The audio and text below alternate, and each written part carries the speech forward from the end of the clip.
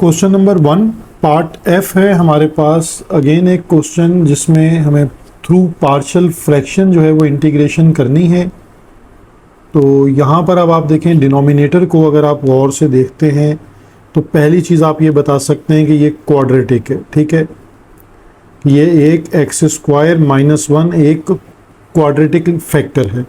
लेकिन दूसरी बात आप इसमें ये देख सकते हैं कि ये रिड्यूसेबल है, इररिड्यूसेबल नहीं है। मतलब ये ऐसा नहीं है कि जिसको आप फैक्टराइज ना कर सकें।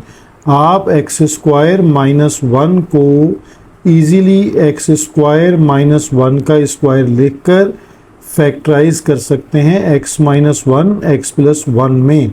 इसे कहते हैं रिड्यूसेबल।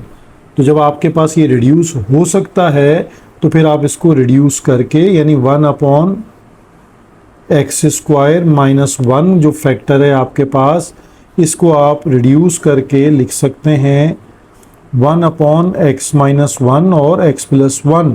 तो यहाँ आप लीनियर फैक्टर में आपने इसको चेंज कर लिया।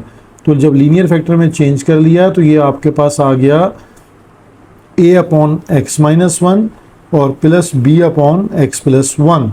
ये आपके पास इक्वेशन नंबर 1 आ गई, ठीक है। अब आप इसको प्रोसीड कर दीजिए जिस तरह हमारे पास तमाम क्वेश्चन सॉल्व हुए हैं। एलसीएम ले लें x minus 1 into x plus 1, तो a into x plus 1 plus b into x minus 1, ठीक है। तो ये हमारे पास left hand side x minus 1 x plus 1 denominator cancel हो गए। तो इक्वेशन नंबर आपके पास आ जाएगी 2 a इंटू एक्स प्लस 1 और b इंटू एक्स माइनस 1। ये इक्वेशन नंबर आ गई 2। अब दो ही लीनियर फैक्टर्स हैं, दो ही अननोन हैं, तो यानी जस्ट ज़ीरो मेथड यूज़ होगा। इस क्वेश्चन में हम कोफिशिएंट कंपेयरिंग की तरफ नहीं जाएंगे। तो बाय यूजिंग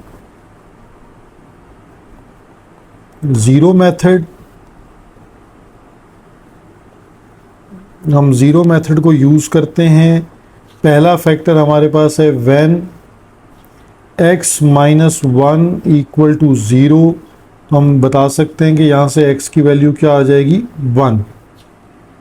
इसे हम इक्वेशन नंबर 2 में पुट कर देते हैं।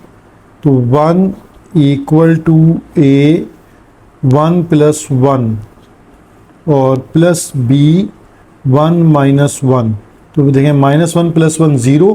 तो यहाँ से a की वैल्यू आ जाएगी 1 plus 1 2 multiply by a 2a। तो a की वैल्यू आ जाएगी 1 अपॉन 2, ठीक है। सेम प्रोसेस आपको रिपीट करना है दूसरे फैक्टर के लिए। तो वो है दूसरा फैक्टर है x प्लस 1 यानी when x plus 1 equal to 0। तो हम इसको लिख सकते हैं x इक्वल टू माइनस 1। तो अब हम वापस इक्वेशन नंबर 2 में अगेन वैल्यूज पुट करते हैं, ठीक है। तो इक्वेशन नंबर 2 हमारे पास 1 इक्वल टू a 1 माइनस 1। तो x प्लस 1 है तो यानी माइनस 1 प्लस 1 वैल्यू पुट होगी हमारे पास minus 1 plus 1 minus 1 plus 1 plus b minus 1 minus 1, ठीक है। तो यहाँ पे देखें 1 और माइनस 1 0 हो जाएगा, a की वैल्यू 0 हो गई और माइनस 1 क्या हो जाएगा माइनस 2। तो ये माइनस 2b क्योंकि ये तो 0 हो गया।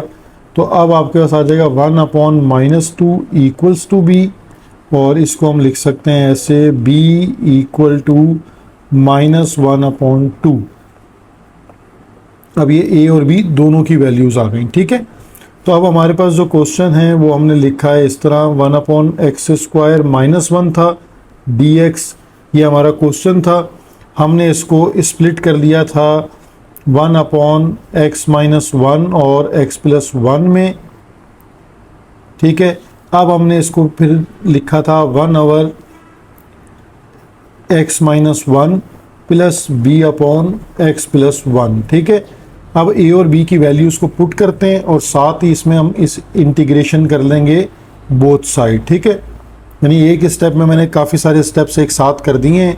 आपको अरेंजमेंट दिखा दी कि क्वेश्चन क्या था, हमने क्वेश्चन को स्प्लिट कैसे किया था, स्प्लिट करके हमने उसको रेस्ट जो हमारा पार्शियल फ्रैक्शन है A over X minus one और B over X plus one लिखा, ठीक है, और दोनों तरफ हमने इंटीग्रेशन अप्लाई कर दी।